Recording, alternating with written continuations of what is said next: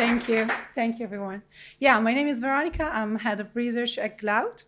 And in this session, I will bring you evidence about two experiments that were conducted from our partners to compare AI moderated interviews, how we call them, it's AIMI, AI moderated interviews, to static surveys, traditional surveys. I'm speaking to an audience that's hopefully going to find these findings interesting and hopefully shed some light into doubts that you may have.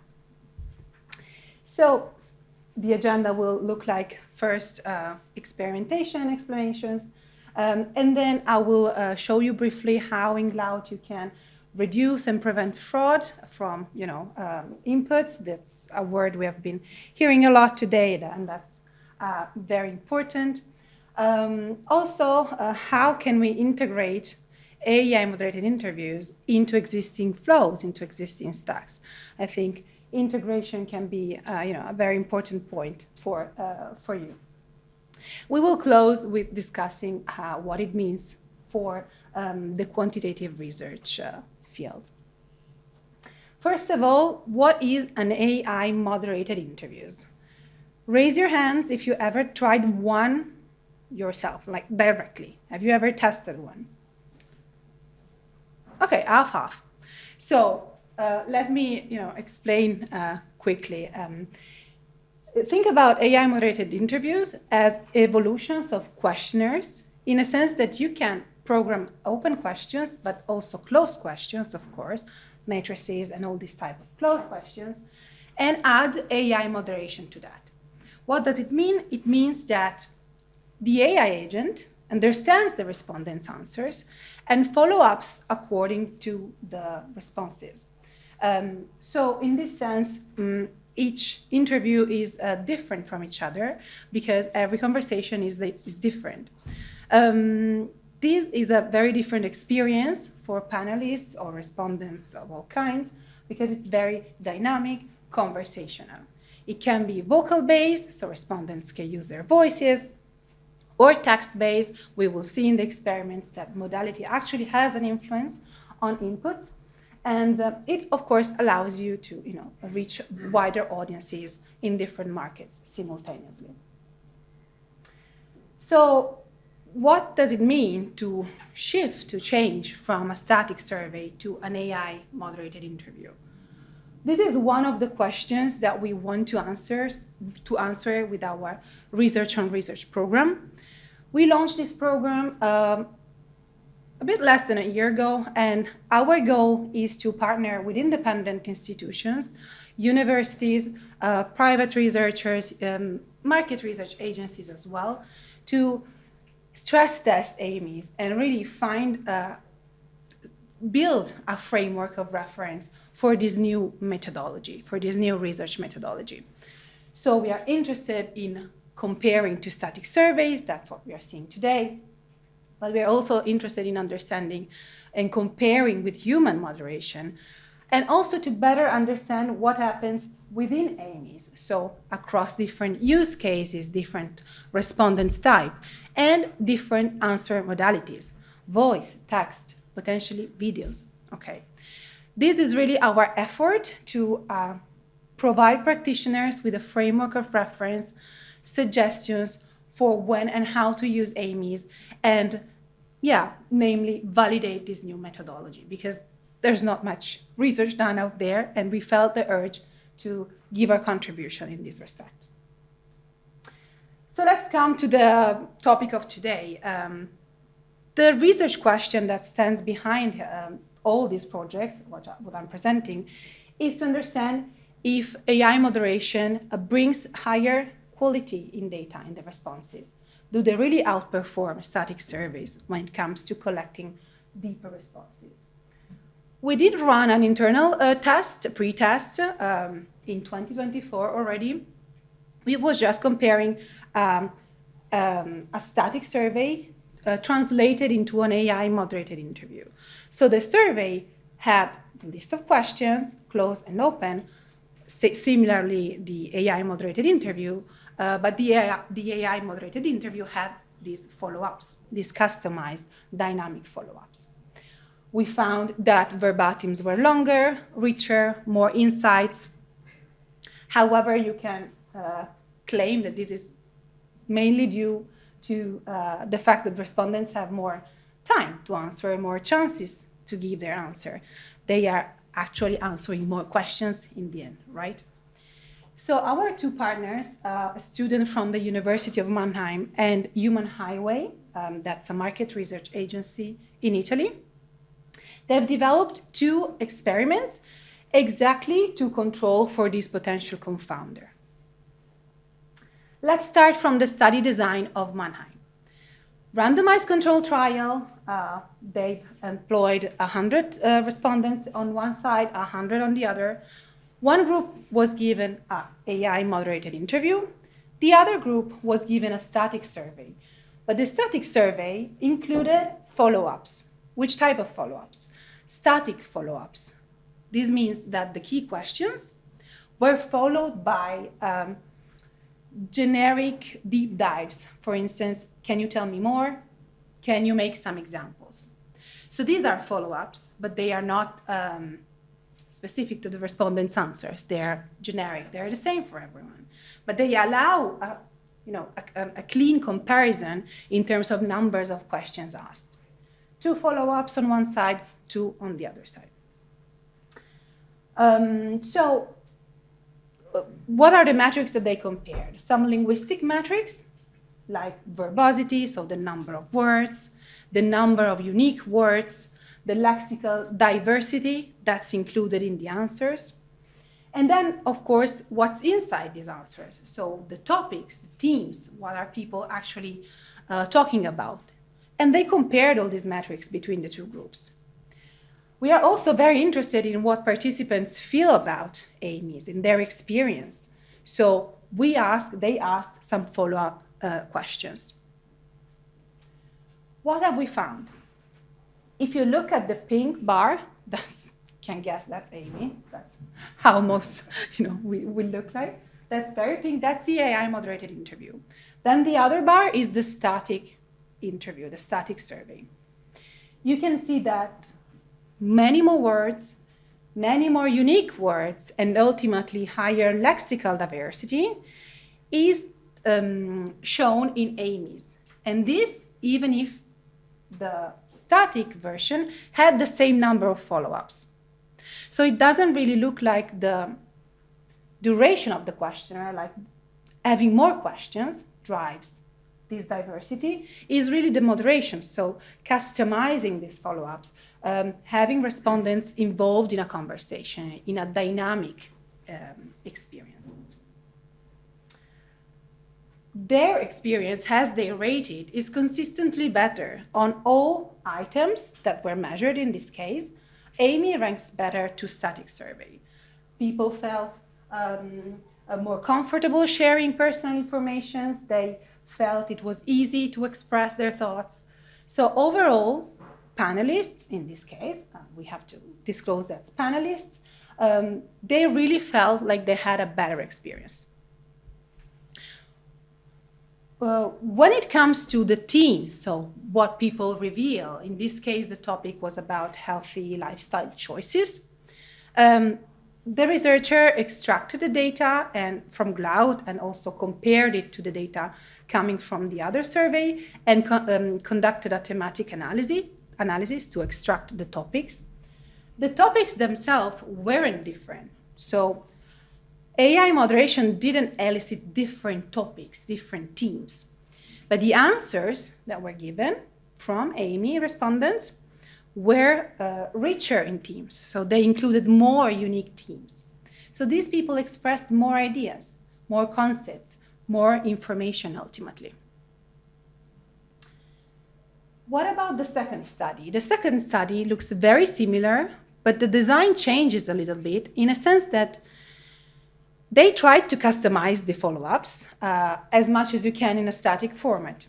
So in a traditional interview, in a traditional questionnaire, they used piping, so basically reminding respondents about their previous answer, and then asked them to follow up and dive deeper, like, can you give me some examples? Can you tell me more? So in this sense, these follow-ups were different between respondents because they all gave previously different responses, but they were not conversational. They were not dynamic. Since they had, they could collect a higher sample size, they could also compare text and voice responses. In the first study, they only collected text inputs. The topic was different, but anyways, these were Italian panelists, so we have differences between the two projects. The metrics collected were similar in terms of verbosity and lexical diversity, but the lead researcher here is very qualitative, so she really came up with 3 qualitative metrics. Semantic richness, which means how many concepts, distinct concepts come up from the respondents' answers. Cohesion, so how much responses hold together in a connected statements, connected narrative structures, and not just simply a list of words. And ultimately, argumentative depth, so how much people reason, provide reasoning for their answers. Again, thematic analysis for content, for understanding what came out of the topic, which was about reviews, leaving reviews after you take a trip, in this case. And again, the participants' experience. Very similarly, we find that more AIMIs responses are longer, more verbose. There are more unique words, but especially if you focus on the bright pink bar, the one in the middle is overall text and voice responses. If you focus on the voice responses, you see that all the metrics are really much higher. So when people speak, they use even more words. They use even more unique words. So they present more diversity in what they say, more lexical diversity. The concepts, the semantic cohesion and the argumentative depths are also much higher in AIMI compared to the static version. And this is especially true for vocal responses. So if possible, collecting vocal answers, vocal feedback is, driving disclosure much higher. Again, participants' experience. I think what's interesting to see here is that no matter the input, no matter the modality, like voice or text, still the experience is better compared to the static survey. But participants had a pretty good time both with text and voice. So it's not the modality that influences the experience.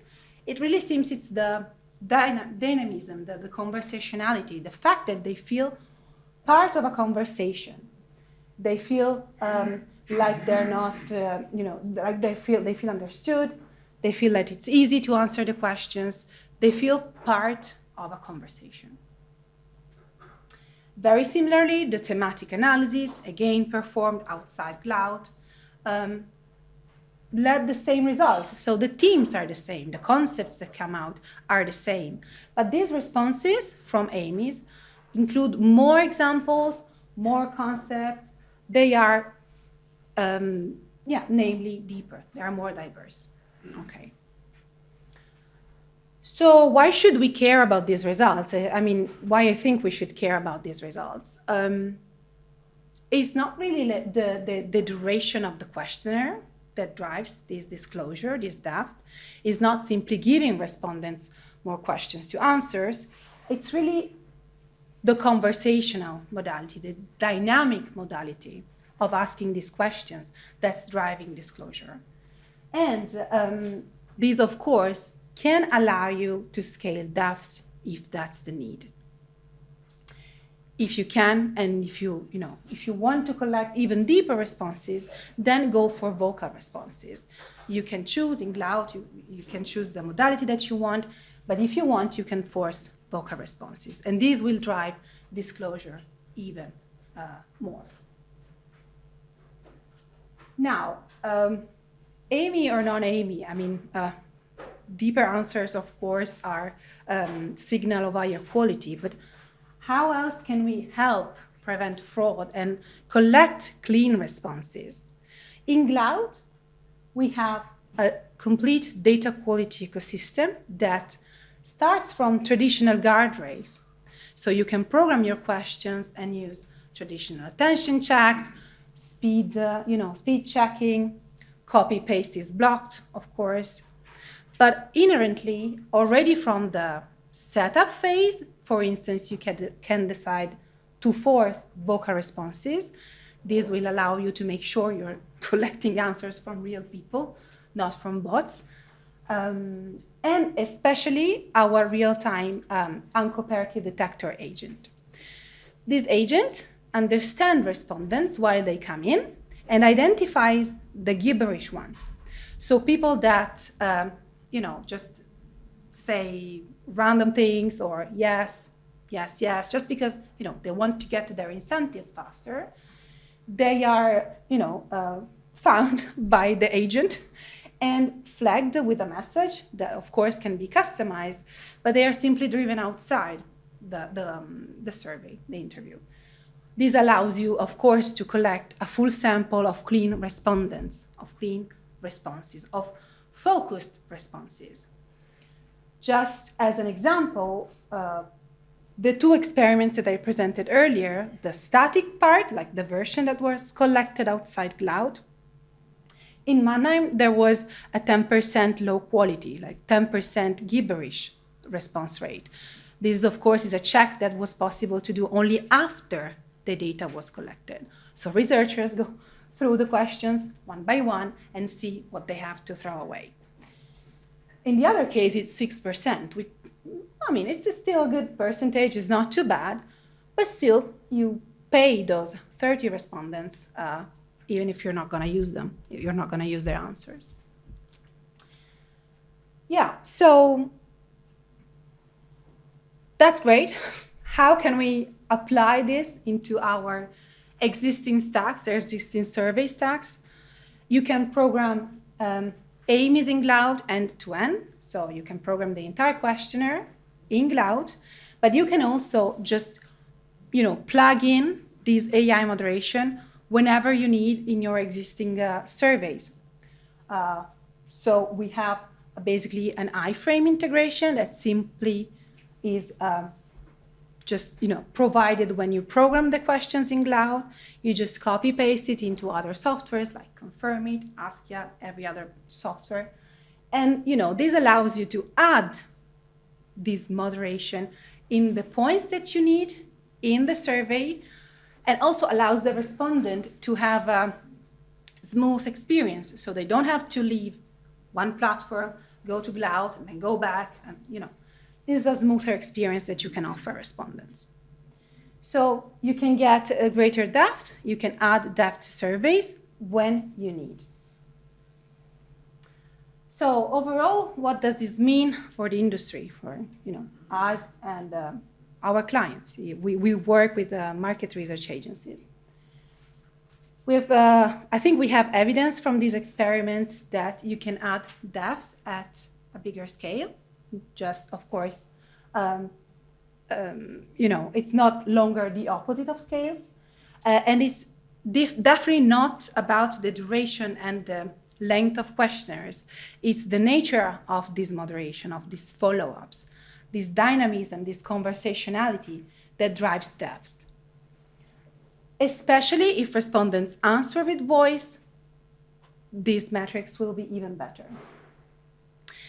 Data quality starts already from the beginning, so from collecting the right, clean responses, focused responses, so you can control these on field with Glaut. And, these two projects, other projects we are conducting with other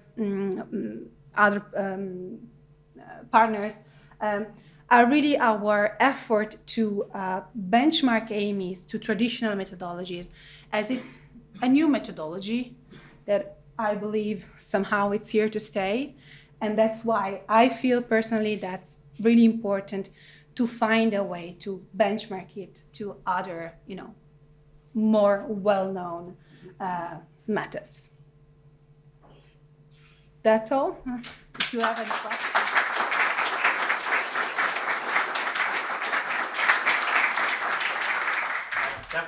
That was fantastic. Thank you very much. Do we have any questions in the audience? I'm interested to know, out of the people who were given the choice to type or talk, Yes. how many people volunteer to talk? That's a great question. We have seen differences according to panels, to be honest. It's usually less voice than text, but still 30%, 40%. It also depends on the topics. Sometimes we found that more, less boring topics, people prefer to speak. So you can set up the project in a way that it's only voice or only text. If you leave the freedom, this is going to be more or less the percentage you will find. Is it driven by age? We haven't found any correlation with age yet. What would be your expectation? Younger people are more willing to speak, I guess. That's a nice guess. We haven't found that result yet. But yeah, as I said, we monitor this in every project.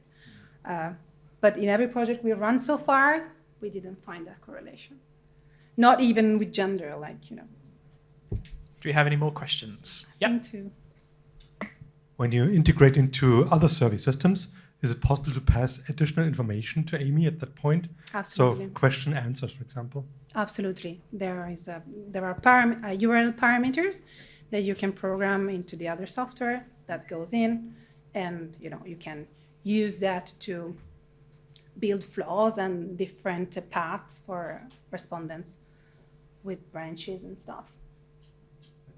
Thank you. Yes, there is a question. Another one? Yeah. Yeah.